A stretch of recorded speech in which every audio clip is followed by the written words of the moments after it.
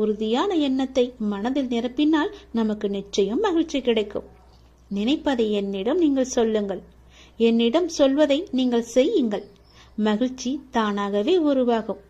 முதலில் நல்ல மனிதராக வாழ பழகு. ஊக்கத்துடன் நுழைத்துக்கொள்.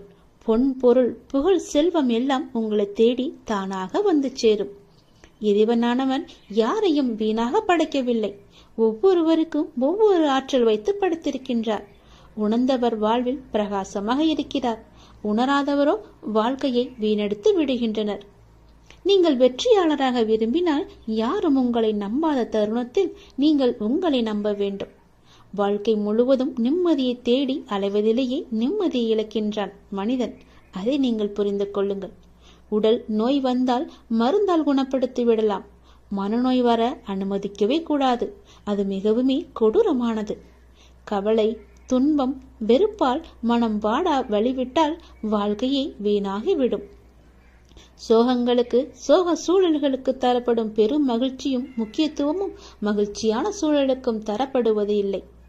இரண்டுமே நிலை இல்லாதது என்பதை மட்டும் நினைவில் நிறுத்திக்கொள். தேவைக்காக பொய்யாக பழகும் உலகில் வாழ்ந்து கொண்டிருக்கின்றோம் நாம். மெய்யான உண்மையான மனிதர்களும் இதற்காகத்தான் இருக்க செய்கிறார்கள். நாம் தான் அவர்களை அறிந்து கொண்டு விலக்கி வைக்க வேண்டும். சில துன்பங்களை வெளியே சொல்லாதே. ஒரு கட்டத்தில் நீங்கள் அதிலிருந்து மீண்டு விடுவீர்கள். ஆனால் அவர்கள் நினைவு படுத்திக் கொண்டே இருப்பார்கள். அமைதி, பொறுமையுடன் எல்லாவற்றையுமே கடக்க வேண்டும். அவர்கள் உன்னை விட்டு விலகாத வரை நீ அவர்களை விட்டு விலகிவிடு. அதுதான் உனக்கும் நல்லது, உன்னுடைய வேண்டுதலுக்கும் நல்லது, உன்னுடைய வாழ்க்கைக்கும் நல்லது. நீ எனக்கு வைத்த ஒருபோதும் யாரிடமும் உன்னை பற்றி நீ விளக்கம் கேட்காதே. ஏனென்றால் உங்களை நேசிக்கும் ஒருவருக்கு அது தேவைப்படுவதில்லை. உங்களை வெறுக்கும் ஒருவர் அதை நம்ப போவதும் கிடையாது. அன்பு மகனே, நீ என்று என்னை தேடி என் அருகில் வந்தாயோ அன்றே நீ வாழ்க்கையில் ஜெயித்து விட்டாய். உன்னுடைய பல வேண்டுதல்களில் ஒரு வேண்டுதலை இன்னும் சற்று நாட்களில் உனக்கு நிறைவேற்றி தரப்போகின்றேன். அந்த முதல் வேண்டுதல் பலிக்கப் போகின்றது. நிச்சயம் நடக்கும். அவசரப்படாமல் பொறுமையாக இரு. நஷ்டம் ஏற்படாத வண்ணம் நான் அதை பார்த்து சரி செய்து உன் கைகளில் ஒப்படைக்கின்றேன். உனக்கு பிடித்த வாழ்க்கை உனக்கு பிடித்த மாதிரியே வரப்போகிறது. உன் கஷ்டங்கள் எல்லாம் முடிய போகிறது. உனக்கு பிடித்த வாழ்க்கை நாளைய விடியலில் உனக்கு கிடைக்கும். நீ படும் கஷ்டங்களுக்கு முடிவு வந்துவிட்டது. விடியல் உனக்கு புது மகிழ்ச்சியை கொடுக்க போகிறது. ஒரு நாள் இந்த வாழ்க்கை எனக்கு பிடித்த மாதிரி மாறும் என்கின்ற நம்பிக்கையில் ஒரு நாள் எந்த நாள் என்று ஆச்சரியப்பட்டு காத்து கொண்டிருந்தாய் அல்லவா? அந்த நாள் வெகு தொலைவில் இல்லை, விரைவில் வரப்போகின்றது. அதை நான் உனக்கு பரிசாக தரப்போகின்றேன். அந்த பரிசோடு ஒவ்வொரு நாளையும் நீ மகிழ்ச்சியோடு கொண்டாடு. நாளைய தினம் உனக்கு ஒரு மகிழ்ச்சி காத்திருக்கிறது. உன் மகிழ்ச்சியான முகத்தை காண நான் ஆசைப்படுகிறேன். என் மீது அளவற்ற பக்தி கொண்டிருக்கின்றாய். உனக்கு தேவையான சக்தி முழுவதையுமே தந்து உனக்கான அந்த நல்ல நாளை உன்னிடம் கொண்டு வந்து சேர்க்கப் போகிறேன். வரும் வரும் நிச்சயம் வரும். வரும் வெள்ளிக்கிழமைக்குள் எனக்காக ஒரே ஒரு நாள் ஒரு விரதம் மட்டும் இரு. சரியாக கடைபிடி. அதில் தவறு ஏதும் ஏறக்கூடாது. விரதம் என்றால் உன்னை உண்ணாமல் இருக்கச் சொல்லவில்லை. எனக்காக அதிகாலையிலேயே எழுந்திருத்து எனக்காக ஒரு தீபம் ஏற்றி என்னை முழு மனதாக அந்த நாள் முழுவதும் என்னை மறக்காமல் என்னுடைய நாமத்தை உச்சரித்து கொண்டே இரு. தவறு ஏதும் நேரக்கூடாது என்று மனதில் கவலையும் பயமும் கொண்டுள்ள என் குழந்தையே, உன்னை நான் அறிவேன். உன்னால் முடிந்த அளவிற்கு நீ முயற்சி செய். அதில் குறைகள் இருந்தாலும் நான் அதை ஏற்றுக்கொள்கிறேன். அதையே நினைத்து பயந்து கொண்டில்லாமல் என் நாமத்தை உச்சரித்து கொண்டிருந்தால் போதும். நிச்சயம் உன் விரதம் வெற்றியிலேயே முடியும். நான் உன்னை கைவிட்டு விட்டேன் என்று நினைத்தாய் அல்லவா? அது மிகவுமே தவறு. உன் வாழ்வில் நான் ஒவ்வொரு நல்ல மாற்றமாக செய்து கொண்டு வருகிறேன். இப்போது நீ என்ன செய்ய வேண்டும், என்ன செய்யக்கூடாது என நன்றாக புரிந்து கொண்டாய் அல்லவா? என்னை வழிபடத் தொடங்கி என்னோடு உன் மனதால் இணைந்து விட்டாய். இன்று நீ எதை நினைத்து எனக்கு முன்னால் தீபம் ஏற்றுகிறாயோ இன்னும் ஒரு மாதத்திற்குள் அது நிச்சயம் நிறைவேறும். நம்பிக்கை வெல்லும். கவலைப்படாதே. ஏன் வாழ்கின்றோம், இந்த வாழ்க்கையே வேண்டாம் என்ற எதிர்மறை எண்ணங்களோடு ஒவ்வொரு செயலையுமே நீ முடிவெடுக்காதே. இந்த வாழ்க்கை என்ற புத்தகத்தில் பல நிறையவே நல்ல நல்ல பக்கங்கள் வைத்திருக்கின்றன. அதில் நீ எந்த பக்கத்தில் இருக்கிறாய், பின்னால் என்ன வரப்போகிறது, எவ்வளவு சந்தோஷங்கள் காத்திருக்கிறது என்று அந்த பக்கத்தை பார்த்தால் தானே தெரியும். அதை நீ இன்னும் பார்க்கவே இல்லையே. கொஞ்சம் பொறுமையாக இரு. பல மகிழ்ச்சியான தருணங்கள் அதில் நிறையவே இருக்கின்றன. உன்னை நான் கைவிட்டு விட மாட்டேன். நீ என்னுடைய அன்பு குழந்தை. நாளை காலை எழுந்திருத்து எனக்காக ஒரு தீபம் ஏற்றிப்பார். அந்த விரதத்தின் முழு பலனையும் அடைவாய். ஒரு மாதத்தில் நீ நினைத்தது அனைத்துமே நடக்கும். சந்தோஷமாகவே நடக்கும். என் மீது கொண்ட நம்பிக்கையே உனக்கு பல வெற்றியை கொண்டு வந்து சேரும். உன் படும் கஷ்டங்களுக்கெல்லாம் ஒரு முடிவு கட்டத்தான் நான் வந்திருக்கின்றேன். நீ என்று எனக்காக விரதம் இருக்கிறாயோ அன்றே உன் கஷ்டங்கள் எல்லாம் முடிந்துவிடும். கவலைப்படாதே. உனக்காகவே உன் அப்பா நான் காத்து கொண்டிருக்கிறேன். உனக்கு பல நல்லதுகளை செய்ய காத்து கொண்டிருக்கிறேன். இனி உன் வாழ்வில் ஒவ்வொரு நல்லதும் இனி ஒன்றன் பின் ஒன்றாக உனக்கு நடக்கும்படி நான் மாற்றி அமைக்கிறேன். நல்லது நடக்கும். உனக்கு மிகப்பெரிய வெற்றி உன்னை தேடி வர காத்து கொண்டிருக்குது தெரியுமா? நீயே ஆச்சரியப்பட்டு போகும் அளவுக்கு மிகப்பெரிய வெற்றி செய்தி உன்னை வந்து சேரப்போத. சந்தோஷமாவே நீ இருக்க போற.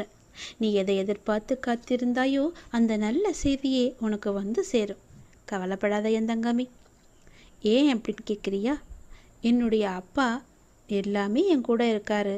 என்னுடைய சோதனைகளை எல்லாத்தையுமே அவரே பார்த்துப்பாருன்ற நம்பிக்கையோடு எவ்வளோ துன்பம் வந்தாலும் அது தாங்கிக்கிட்டு இருக்க இல்லையா? அந்த துன்பத்தை எல்லாம் போக்குவதற்காகத்தான் உன்னுடைய அப்பா உங்ககிட்ட பேசுவதற்காக வந்திருக்காங்க. என்னை நம்பியவர்களுக்கு சோதனை அதிகமாக தான் வரும். ஆனால் அந்த சோதனை எல்லாம் தாங்கும் சக்தியை நான் கொடுப்பேன். அந்த சோதனையே அவங்களுக்கு தெரியாத அளவுக்கு அந்த சோதனையும் நானே அதை கழிச்சிடுவேன். ஆனால் அவங்களுக்கு தோல்வி என்பதே கிடையாது.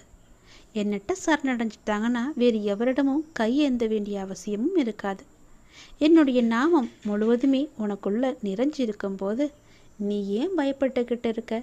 உனக்கு யாரும் இல்லைன்னு ஏன் கலங்கிக்கிட்டு இருக்க? எதற்கு அவசரப்படுற? நீ என்னுடைய குழந்தை தானே. நீ நினச்சது உடனே நடக்கணும்னு நினைக்கிறதே பெரும் தப்பு. அதுக்கு நீ கொஞ்சம் பொறுமையாக தான் இருக்கணும். எல்லாத்துக்கும் ஒரு காரணத்தோடு தான் எல்லாத்தையுமே தள்ளி வச்சுக்கிட்டே இருக்க. நீ கேட்ட உடனே கொடுப்பதற்கு எனக்கு தெரியாதா? ஆனால் உனக்கு கொடுக்காம தள்ளிக்கிட்டே போகிறதுக்கு நிச்சயம் ஒரு காரணம் இருக்குன்னு நீ நம்பணும் இல்லையா? ஏதோ ஒரு நன்மை இருக்குது. அதனால தான் நான் கேட்டதை என்னுடைய அப்பா எனக்கு கொடுக்கல. ஏதோ ஒரு விஷயம் அதில் மறைஞ்சிருக்கு. அது எனக்கு நன்மையாக தான் இருக்கணும் அப்படின்னு நினச்சிக்கிட்டு இருந்தீங்கன்னா அதுதான் உனக்கு நல்லது. எனக்கு கொடுக்கவே இல்லையே. நான் எத்தனை முறை கேட்டுக்கிட்டே இருக்கேன். பல வருஷமாக கேட்டும் எனக்கு என்னுடைய அப்பா கொடுக்காம தள்ளி போட்டுக்கிட்டே இருக்காரே, அதை கண்ணில் கூட காமிக்க மாட்டேங்கிறாரே என்ற அவன் நம்பிக்கை தான் உன் மனசில் அதிகமாக வந்துக்கிட்டு இருக்கு. நான் சொல்வதை புரிஞ்சுக்கோ. உனக்கு நிச்சயம் புரியும். அப்படி புரியும் போது நான் உனக்கு நல்லது தான் செஞ்சுருக்கேன்னு உனக்கே தெரிய வரும். உனக்கு எந்த நேரத்தில் என்ன தரணும்னு எனக்கு மட்டும்தான் தெரியும். அவசரப்படாத. பொறுமையாயிரு. நம்பிக்கையை விட்டு விடாத. உனக்கு எது நன்மையோ அதை நிச்சயம் கொடுப்பேன். அப்படி நீ கேட்டும் கொடுக்கலனா அதில் ஏதோ ஒரு தவறு இருக்குன்னு நினச்சிக்கோ. எதற்கும் அவசரப்பட்டு எல்லா காரியத்தையுமே நீ வீணடிச்சிடாத. எத்தனையோ இடையூறுகளை எல்லாம் தாண்டி வந்துட்ட. இப்படி தாண்டி வந்து தான் நீ என்னை இப்போது வணங்கிக்கிட்டு இருக்க. உன்னுடைய வாழ்க்கையில் பல சோகங்கள் உன்னை சூழ்ந்து இருந்தாலும் என்னை பிரார்த்திப்பதில் தான் நீ மகிழ்ந்து போயிருக்க. என்னை வணங்கும் போது தான் உன்னுடைய மனசில் நேர்மறை அதிகமாகவே வந்திருக்கு. அப்படி நேர்மறை அதிகமாக வந்துருச்சுன்னா உன்னுடைய வாழ்க்கையில் மகிழ்ச்சி தானாக வந்துடும் இல்லையா? நீ என்னை வணங்கும் போது எத்தனையோ மகிழ்ச்சியான விஷயத்தை எல்லாம் நீ பார்த்துருப்ப, அனுபவிச்சிருப்ப. நானே அதை உனக்கு தந்தும் இருப்பேன். அப்படி தானே? கவலைப்படாத. யாருடைய மனசை சரி செய்தால் உன்னுடைய வாழ்க்கை நன்றாக இருக்குன்னு நினச்சிக்கிட்டு இருக்கு இல்லையோ, அதை அப்படியே நான் உனக்கு தருவேன். அவங்களுடைய மனசை சரி செஞ்சு உன்னிட்ட பேச வைப்பேன். உன்னை தேடி நான் வர வைப்பேன். உன்னை விட்டு போன உறவு உன்னை தேடி நிச்சயம் வரும். நீ அவசரப்பட்டு அவங்கள்ட்ட பேசுகிறேன், இவங்களை நான் சமாதானத்துக்கு அழைச்சிட்டு போகிறேன்னு அழைச்சிட்டுலாம் போயிடாத. அவங்க மனசை நான் சரி செஞ்சுக்கிட்டு இருக்கேன். நிச்சயம் அது சரியாகும். ஒரு நேரம் வரும். அந்த நேரம் வருமாற நீ காத்திருந்து தான் ஆகணும். அப்படி அந்த நேரத்துக்காக என்னால் காத்திருக்க முடியாது, உங்கள் பேச்சை நான் கேட்க மாட்டேன், மீறி தான் நான் போவேன்னு சொன்னால் அதுக்கு நானும் பொறுப்பாக முடியாது என் தங்கமே. நான் சொல்வதை புரிஞ்சுக்கோ. கொஞ்சம் நீ பொறுமையாரு. அவசரப்படாத. உன் வாழ்க்கையில் எது நல்லதுன்னு நினைக்கிறியோ அதை நானே உனக்கு கொடுக்குறேன். யார் வந்தால் உன்னுடைய மனசு நிம்மதி அடையுமோ அவங்கள உங்ககிட்ட வந்து நான் சேர்க்குறேன். உன்னுடைய வாழ்க்கையில் மீண்டும் மலர்ச்சியை நான் கொண்டு வரேன். நீ அமைதியாக இரு. உனக்கான அனைத்தையுமே நான் தரேன். உன் வாழ்க்கையில் மீண்டும் மீண்டும் மகிழ்ச்சி வந்துக்கிட்டே இருக்கும்படி உன் வாழ்க்கையை நான் மாற்றி காமிக்கிறேன். எங்கும் போகாது உன்னுடைய வாழ்க்கை. உன் வாழ்க்கையில் உன் கையில் தான் நான் ஒப்படைச்சிட்டேன்ல. நீ பத்திரமா பார்த்துக்கிட்டு தானே இருக்க. அதை நானும் பத்திரமா பாதுகாத்து என்னுடைய வாழ்க்கையை உங்ககிட்ட ஒப்படைச்சிட்டேன். நீ சொன்ன பிறகு உன் வாழ்க்கையை நான் பார்த்துக்க மாட்டேனா? உனக்கு நல்லது நடக்கத்தான் போகுது. நம்முடைய வாழ்க்கை மாறாதா என்ன நினச்சி வருத்தப்பட்டு கொண்டிருந்த இல்லையா? நீ பட்ட வேதனைகளும் கவலைகளும் கஷ்டங்களுமே எல்லாமே எனக்கு தெரியும். நீ எவ்வளவு வேதனைகளை பட்ட, எவ்வளவு கவலைப்பட்ட, எவ்வளோ கஷ்டங்களையெல்லாம் அனுபவிச்சுக்கிட்டு இருந்த, எல்லாம் தெரியும். பொறுமை காத்துக்கோ. அந்த பொறுமை தான் உன்னை நிச்சயம் நல்ல வழிக்கு அழைச்சிட்டு போகும். உன் வாழ்க்கையை மேலும் மேலும் சிறப்பாக்கிட்டே இருக்கும். பொறுமைக்கும் ஒரு எல்லை உண்டுன்னு நீ கொதிச்சு எழுந்தினா உன் வாழ்க்கை உன் கையில் இருக்காது. உனக்கான சரியான நேரத்தில் உனக்கு என்ன வேண்டுமோ, எது வேண்டுமோ, எந்த நொடி வேண்டுமோ அதை நான் நிச்சயம் தருவேன். உனக்கு தரணும்னு நினச்சிட்டுனா என்னால் அது ஒரு நொடி கூட தந்துட முடியும். கவலைப்படாத, நிச்சயம் கிடைக்கும். நீ அவசரப்படுவதனால உன் வாழ்க்கையை இழந்துடக்கூடாது இல்லையா? அதனால தான் நான் இவ்வளோ பொறுமையாக சொல்லிக்கிட்டு இருக்கேன். என் பேச்சை மீறி நீ போவாத, யாருக்கிட்டேயும் போய் நிற்காத. நான் இருக்கேன், எல்லாத்தையுமே நான் பார்த்துக்கிறேன். உன் மனசில் குழப்பம் வந்துச்சுன்னா என்னட்ட கேளு. காத்துரு, நிச்சயம் நல்லது நடக்கும். நான் உன்னை எப்போதும் என் கைக்குள்ளே வச்சு பாதுகாத்துக்கிட்டு இருக்கேன். உனக்கு பிடிச்சதை மட்டும்தான் நான் செய்வேன். உன்னை புரிஞ்சு கொள்ளாமல் உனக்கு எதிராக ஏதேனும் செய்து உனக்கு அவ்வப்போது மனவேதனையை நிறைய பேர் தந்துக்கிட்டே இருக்காங்க. ஏதோ ஒரு ரூபத்தில் உன்னை சுற்றி அவங்க வந்துக்கிட்டே இருக்காங்க. உன்னுடைய மனசை புண்படுத்தும்படி செஞ்சுக்கிட்டே இருக்காங்க. அவங்களெல்லாம் நீ பெருசுப்படுத்தாத. அதை நினச்சி நீ வருத்தமும் படாத. அவங்க உன்னை புரிஞ்சுக்கிட்டாலும் பரவாயில்ல, புரிஞ்சு கொள்ளாவிட்டாலும் பரவாயில்ல. நான் உன்னை பார்த்துக்கிட்டு இருக்கேன். உன்னை பற்றி எனக்கு நல்லா தெரியும். உன்னை பற்றி உனக்கு முதல்ல நல்லா தெரியும். உன்னையும் என்னையும் மட்டும் நீ நம்ப. பிற யார் என்ன சொன்னால் உனக்கு என்ன கவலை? எதையுமே நீ காதில் வாங்காதான்னு தான் நான் சொல்கிறேன். உன்னுடைய நல்ல மனம் எது எப்படி இருக்குது என்று எனக்கு மட்டும் தெரியும். நான் என்னும் அகங்காரத்தில் இருப்பவங்க ஒரு நாள் அதை நான் உணர்ந்து உன்கிட்ட வந்து அவங்களோட தவறுகளை எல்லாவற்றையுமே கூறி உன்கிட்ட நிச்சயம் மன்னிப்பு கேட்பாங்க. அது வரைக்கும் நீ பொறுமையாக இரு. நல்ல காரியங்களை நீ தொடர்ந்து செய்து கொண்டே வா. எதற்காகவும் அதை விட்டு விடாத. எதற்காகவும் நீ கலங்கவும் செய்யாத. நீ செய்யும் நல்ல காரியங்கள் தான் உனக்கு கை தூக்கி விட போகுது.